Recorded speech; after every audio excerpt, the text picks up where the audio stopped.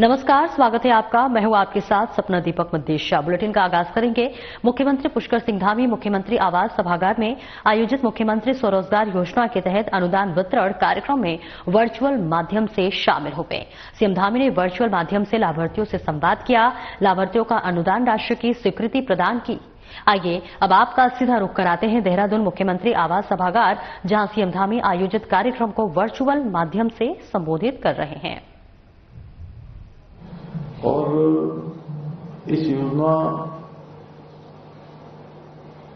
के अंतर्गत राज्य के जो हमारे निवासी हैं, मूल निवासी हैं, उनको विनिर्माण के क्षेत्र में, सेवा के क्षेत्र में, व्यापार के क्षेत्र में राष्ट्रीयकृत बैंकों से, सहकारी और क्षेत्रीय ग्रामीण बैंकों के माध्यम से ऋण सुविधा उपलब्ध कराई जा रही है। और विनिर्माण इकाइयों के लिए 25 लाख तक और सेवाएं एवं व्यापार इकाइयों हेतु 10 लाख तक की इसमें ऋण का प्रावधान है इन योजनाओं के लिए। और इन योजनाओं में परियोजनाओं का लागत का 15% से लेकर 25% तक की सब्सिडी मनी, मार्जिन मनी का प्रावधान भी इस योजना में किया गया है। और ये सब्सिडी उद्यम के न्यूनतम 2 वर्ष सफल संचालन के बाद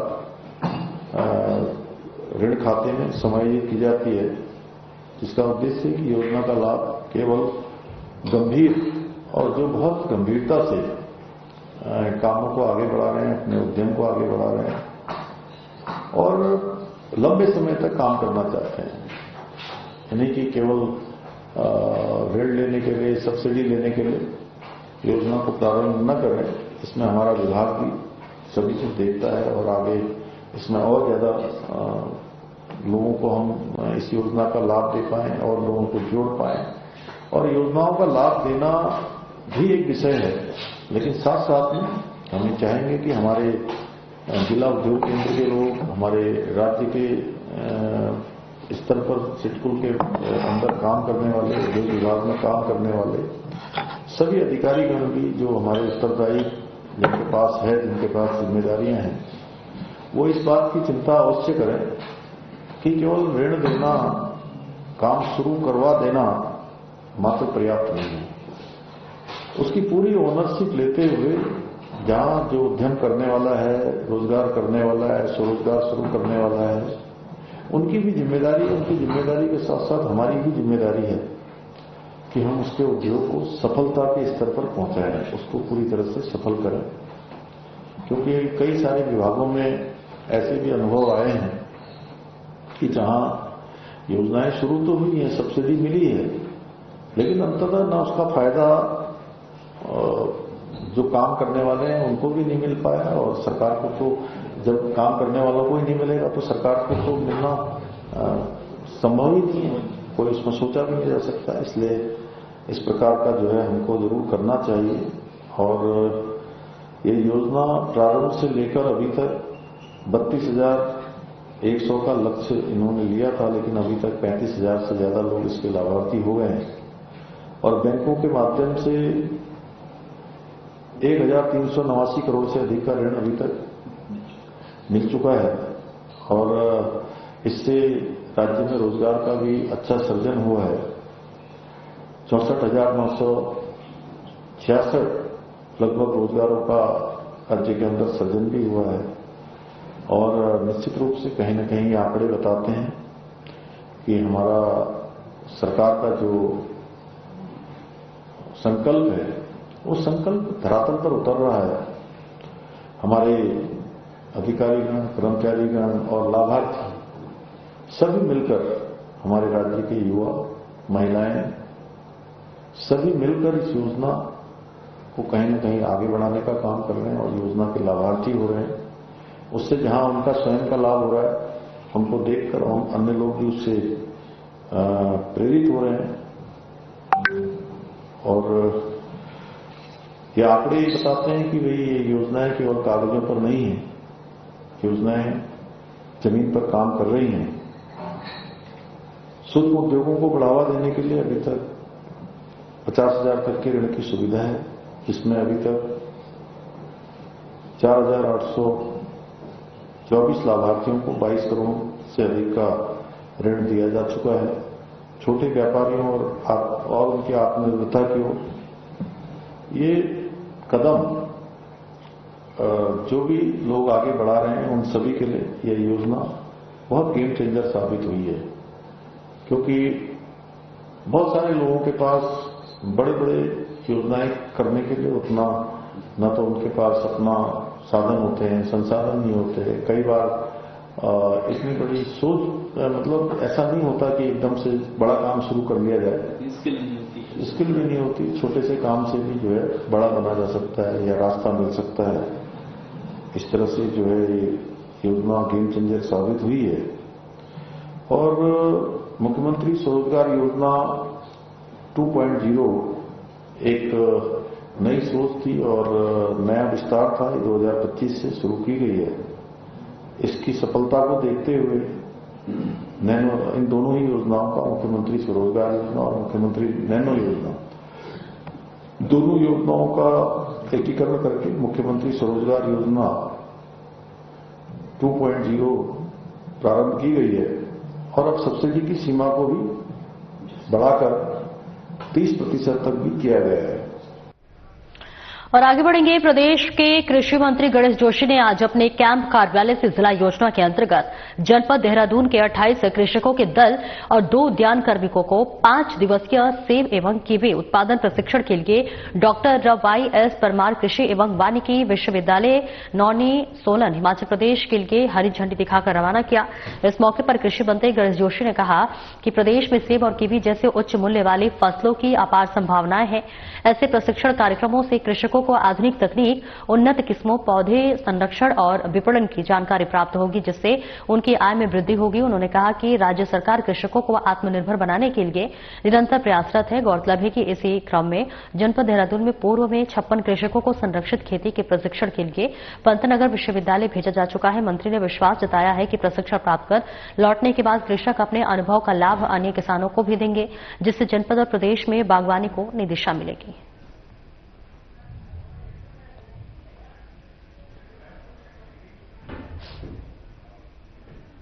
और आगे बढ़ेंगे, जहां धर्मनगरी हरिद्वार में राज्य स्तरीय पुलिस क्रिकेट टूर्नामेंट का शानदार आगाज हो गया है और इस 4 दिवसीय प्रतियोगिता में प्रदेश भर की लगभग 20 पुलिस टीमें हिस्सा ले रही है। टूर्नामेंट का उद्देश्य पुलिसकर्मियों के बीच खेल भावना को बढ़ावा देना और उन्हें मानसिक और शारीरिक रूप से तरोताजा रखना है।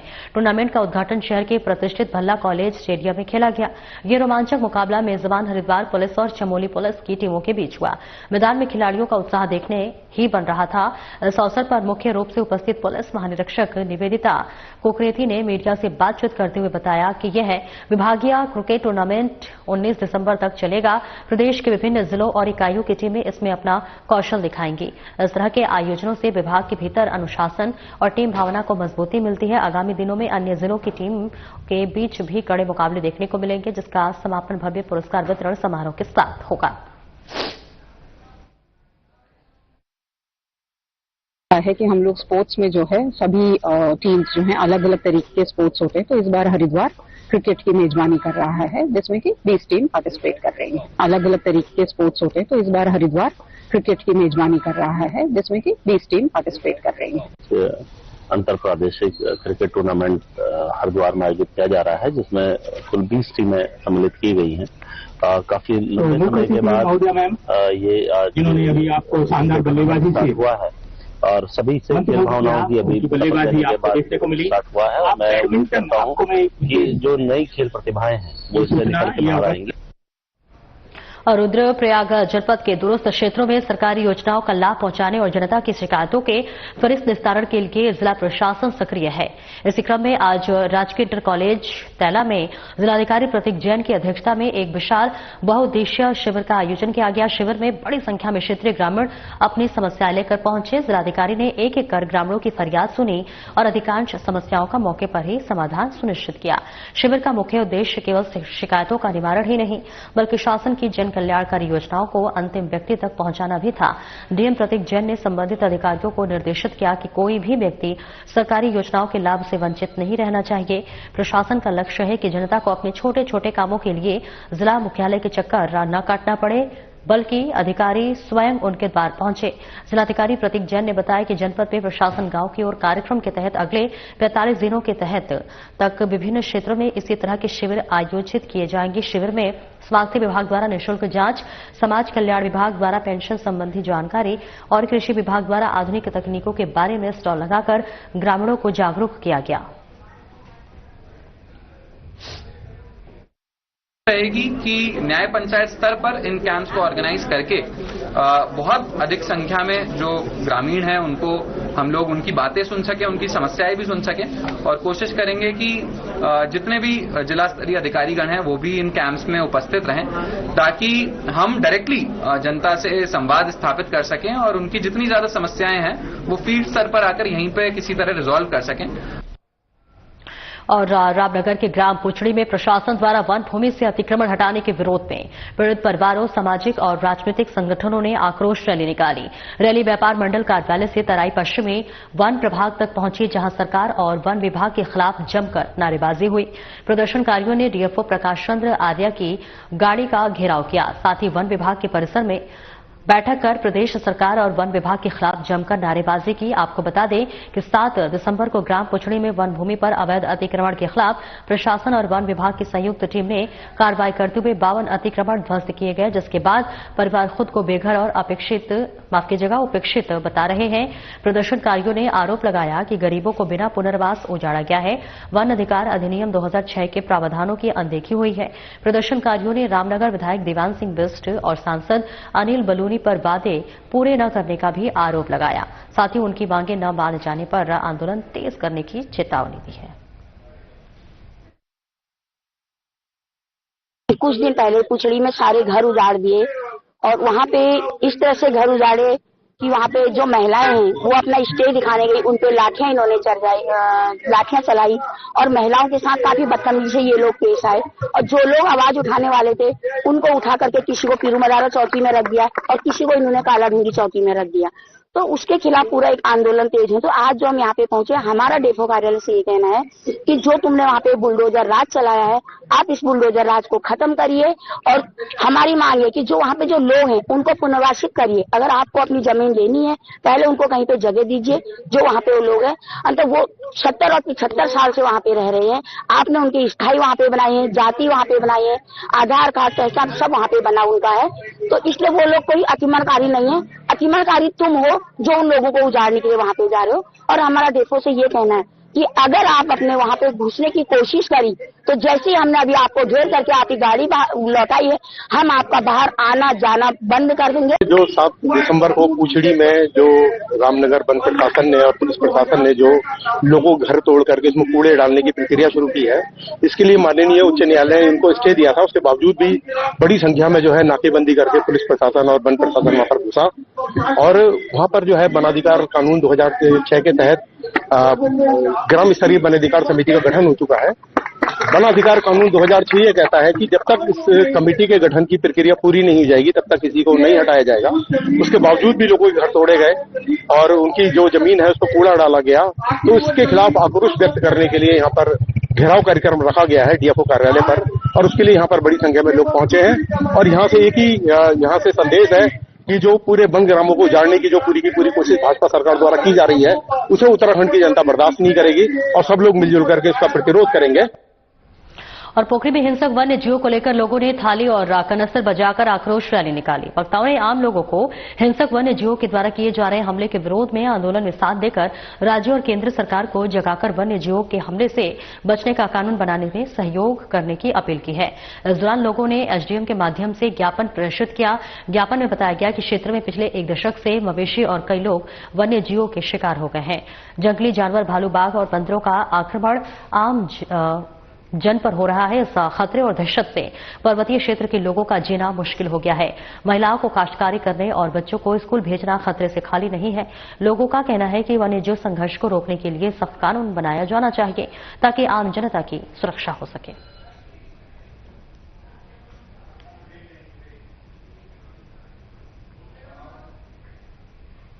एक छोटे से ब्रेक के लिए रोकेंगे, जल्द लौटते हैं।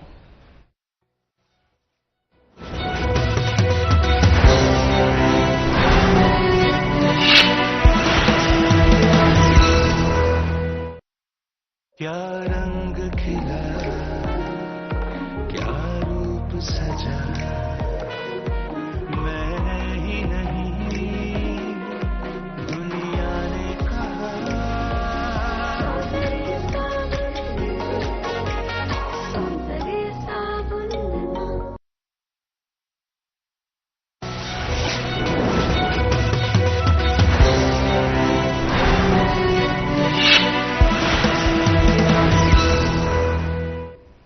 और ब्रेक के बाद एक बार फिर से स्वागत है आपका। खबरों में आगे बढ़ेंगे। ऋषिकेश में हरिद्वार मार्ग पर IDPL सिटी गेट के पास देर रात एक दर्दनाक सड़क हादसा हुआ। हादसे में तेज रफ्तार कार सड़क किनारे खड़ी ट्रक ने टकराई है। घटना में कार के परखच्चे उड़ गए और कार सवार 4 युवकों की मौके पर दर्दनाक मौत हो गई।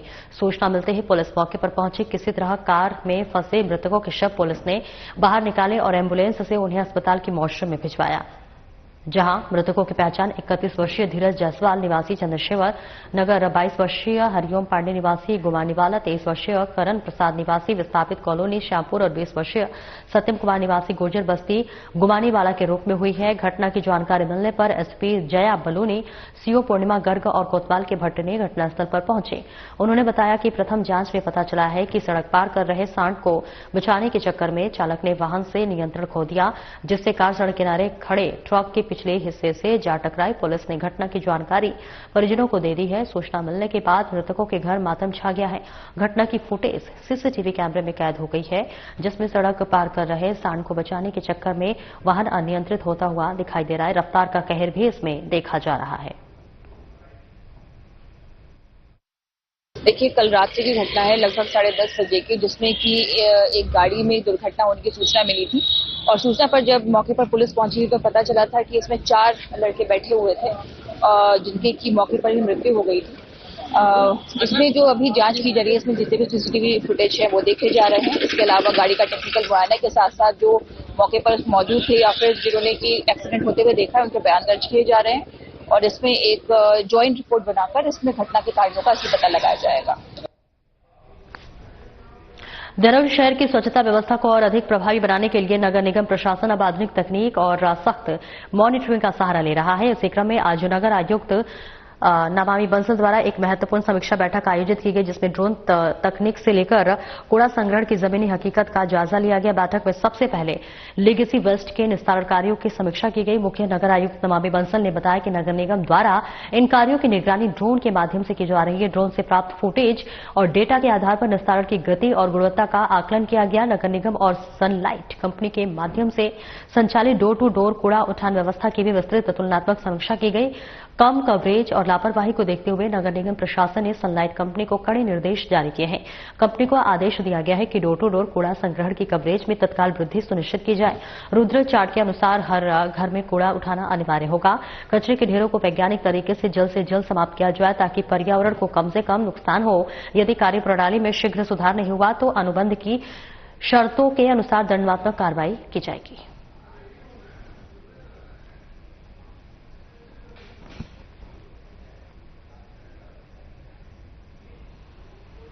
हरिद्वार में स्वच्छता अभियान अब मात्र एक सरकारी कार्यक्रम न रहकर एक व्यापक जन आंदोलन बन चुका है। जिलाधिकारी मयूर दीक्षित के नेतृत्व में पिछले 28 दिनों से चल रहा ये अभियान शहरी गलियों से लेकर ग्रामीण अंचलों तक अपनी छाप छोड़ रहा है।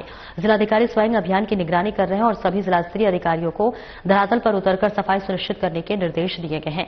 हजारों की संख्या में छात्र छात्राएं, महिला मंगल दल, युवक मंगल दल और समाजसेवी संगठन इस मुहिम से जुड़ चुके हैं। यह अभियान केवल हरिद्वार शहर तक सीमित नहीं बल्कि लक्सर, बहादुराबाद, खानपुर और रुड़की जैसे ग्रामीण और उप नगरीय क्षेत्रों में भी तेजी से चल रहा है। और इसी क्रम में राजकीय उच्च माध्यमिक विद्यालय कटारपुर में छात्रों और ग्राम प्रधानों ने स्वच्छता की शपथ ली है।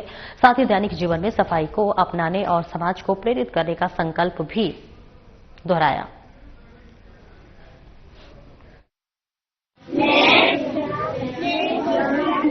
शपथ लेती हूँ कि मैं अपने विद्यालय को साफ रखूंगा। मैं विद्यालय में गंदगी नहीं फैलाऊंगा। मैं अपने गांव अपने घर फैलाऊंगा। मैं रोज विद्यालय में साफ कपड़े पहन के आऊंगा। भारत माता की, भारत माता की, भारत माता की। पिथौरागढ़ में अपराधों की रोकथाम और जन सामान्य को कानून के प्रति जागरूक करने के उद्देश्य से थाना थल पुलिस ने ग्राम सभा दड़पोली में जागरूकता कार्यक्रम का आयोजन किया। कार्यक्रम के दौरान थानाध्यक्ष थल प्रकाश पांडे द्वारा ग्रामवासियों को साइबर अपराधों से बचाव, महिला अपराधों की रोकथाम, घरेलू हिंसा, कानूनी अधिकारों और आपात स्थिति में पुलिस से संपर्क करने के तरीकों के संबंध में विस्तारपूर्वक और सरल भाषा में महत्वपूर्ण जानकारियां दी गई। थानाध्यक्ष ने उपस्थित लोगों से किसी भी प्रकार की संदिग्ध गतिविधि की सूचना तुरंत पुलिस को देने और साइबर अपराध होने की स्थिति में 1930 हेल्पलाइन नंबर अथवा नजदीकी थाने में शिकायत दर्ज कराने की अपील की गई। साथ ही नशे की तस्करी में लिप्त लोगों की सूचना मानस हेल्पलाइन नंबर 1933 पर देने के लिए भी कहा गया। जागरूकता कार्यक्रम में ग्रामवासियों ने उत्साहपूर्वक प्रतिभाग किया और पुलिस द्वारा दी गई जानकारियों की सराहना की।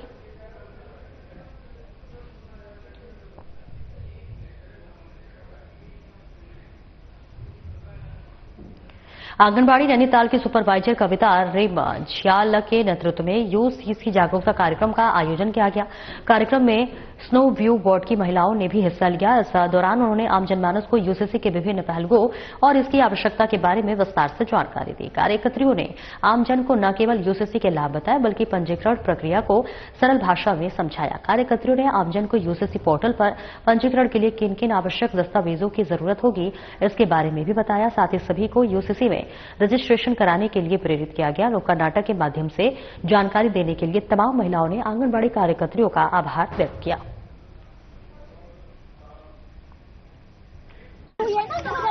उसके लिए रजिस्ट्रेशन करवाना है बस कुछ। अरे मेरे वहाँ भी कोई आया था मुझसे कहने के लिए कि वो यूसीसी कुछ सुना था मैंने। अब हमारी सही से तो समझ आया नहीं कि वो क्या चीज है। लेकिन इस चीज की जानकारी हमें कौन बताओ। क्या हमने भी धूमधाम से शादी करी है? मैंने भी सुना, पर वो ये सरकार ऐसी कहती रहती है, कुछ करना वरना नहीं है इसमें। आप लोगों को उसकी जानकारी चाहिए?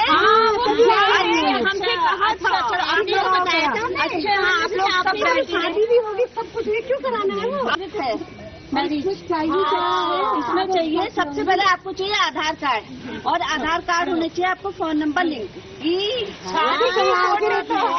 मार्च 2010 के बाद जिसकी शादियाँ हुई हैं वो लोग अपना रजिस्ट्रेशन यूसीसी में, अगर आप लोगों का मैरिज सर्टिफिकेट भी बनाना तो आप इसको यूसीसी पोर्टल में डाउनलोड जरूर करेंगे। देखो हम सबने आए नाटक देखो, अपना पंजीकरण अनिवार्य रूप से कराएं। फिलहाल इस बुलेटिन में इतना ही। नमस्कार।